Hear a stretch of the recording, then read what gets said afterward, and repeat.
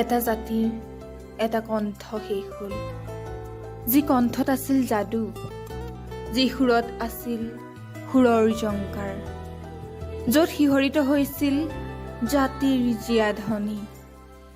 এটা সুৰৰ অৱসান হ'ল, মৃত্যু হ'ল অসমীয়াৰ হৃদস্পন্দন।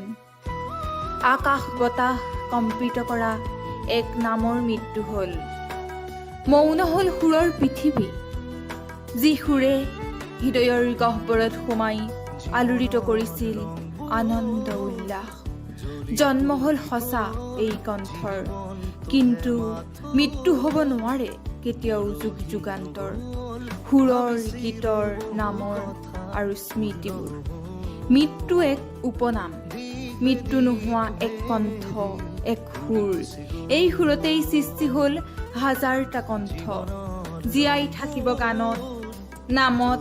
এটা সুৰ, এটাই কণ্ঠ, এটাই গান, এটাই আবেগ, এটাই শব্দ, এটাই সপোন, এটাই জাতি, এটাই সৃষ্টি, এটাই হাঁহি, এটাই কান্দোন, এটাই জীয়া গীত অগণন হৃদয়ত থাকিব আজীৱন। অসম ভূমিত ত্ৰাস আৰু বেদনাৰে ভাৰাক্ৰান্ত জাতিৰ বুকুত স্পৰ্শ কৰা জীয়া সুৰৰ নাম জুবিন।